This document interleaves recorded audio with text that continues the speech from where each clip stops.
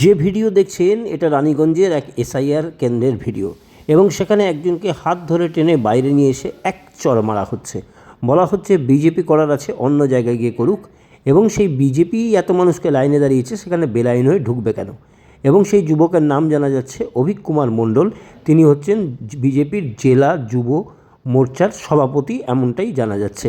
এবং অভিকও কিন্তু বিষয়টা স্বীকার করেছে যে তাকে এরকমভাবে টেনে এনে তাকে মারা হয়েছে, অর্থাৎ ভিডিওর সত্যতা অভিক নিজেই স্বীকার করছে। কিন্তু ঠিক কী কারণে এমন ঘটনা ঘটলো শুনুন ভিডিওতে, তারপর শুনুন অভিকের কথা। বলছি যে রিপোর্টার তিনাঞ্জন বলছে। হ্যাঁ, নমস্কার। নমস্কার। বলছি আপনার একটা ভিডিও ভাইরাল হয়েছে যে আপনাকে এসআইআর ক্যাম্পে এক চর মারছে কেউ বা কারা, এবং ঠেলে বের করে দিচ্ছে।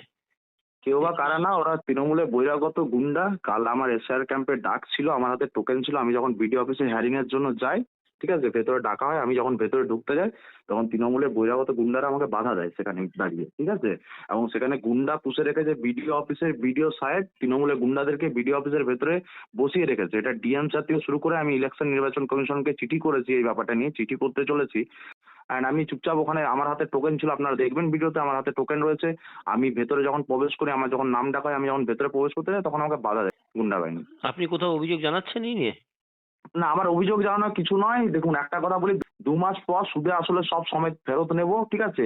কারোর চিরদিন সমান নাই যাই, ঠিক আছে। সময় সবারই আছে। 2 মাস পর আমাদের যখন সময় আসবে, আমরা সব ভিডিও ছবি সেভ করে রাখছি, তখন আমরা দেখবো এরা বাড়ি থেকে কি করে বেরোয় আর এরা কি করে পশ্চিমবঙ্গে থাকতে পারে, তার ব্যবস্থা আমরা করব। আমার অভিক কুমার মণ্ডল নাম, আর আমি বলে রাখলাম এইসব তৃণমূল নেতাদেরকে, সময় হলে সবকিছু দেখে নেবো আমরা। হ্যাঁ, নমস্কার। দেবনারায়ণবাবু বলছেন? হ্যাঁ, হ্যাঁ। আমি রিপোর্টার তিনাঞ্জন। যে একটা ভিডিও ভাইরাল হয়েছে, সেখানে দেখা যাচ্ছে আপনার এলাকাতে রানীগঞ্জের বিডিও অফিসে, সেখানে এসআইআর ক্যাম্পে বিজেপির যুব নেতা, তাকে এসআইআর কেন্দ্র থেকে বের করে চড়থাপ্পড় মারা হচ্ছে। এবং তার বক্তব্য হচ্ছে যে তৃণমূলের গুন্ডা বাহিনী বিডিও অফিসে বসে থাকছে এবং তাদেরকে মারধর করেছে। 2 মাস পর সরকারে এলে বুঝে নেব তারা কি করে পশ্চিমবঙ্গে থাকে। আপনার প্রতিক্রিয়া? যে ঘটনাটা আপনি উল্লেখ করছেন বা বলছেন, সেটা তো একটা প্রশাসনিক, সেখানে হিয়ারিং চলছে। হ্যাঁ, তো সেইখানে তো সেইভাবে কোনো রাজনৈতিক দলের প্রবেশের অধিকার নেই, ঠিক আছে। কিন্তু আমাদেরকে যেটা আমরা জানলাম সেটা হচ্ছে যে বিজেপির ছেলেরা, মানে আমার মনে হয় যে ফেসবুকে এটাকে ভাইরাল করার চেষ্টা করছে, সে বোধহয় যুব বিজেপির কোনো মোর্চার নেতা এই জাতীয়, ঠিক আছে।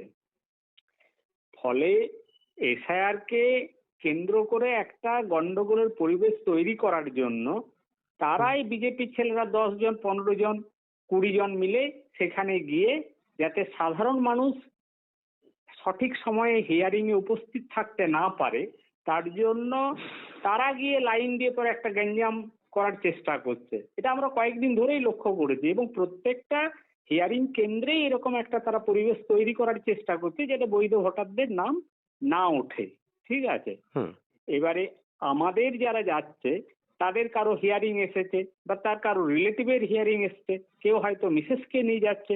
এরকম একটা জায়গায় গিয়ে এরা যখন দেখে যে প্রকৃত ভোটাররা লাইনে দাঁড়াতে পারছে না, তারাই গিয়ে পরে ভেতরে লাইন দেওয়ার চেষ্টা করছে, বা পুরনো টোকেন আগের থেকে কালেক্ট করে পরে তাদের মনোমতো যারা লোক রয়েছে তাদেরকে আগে লাইনে ঢুকিয়ে দিয়ে তাদের হিয়ারিংটা করার, এরকম একটা পরিবেশ তৈরি করা হচ্ছে। তখন হয়তো কথা কাটাকাটি বা বাধা দেওয়ার এইরকম একটা ঘটনা কালকে ঘটেছিল।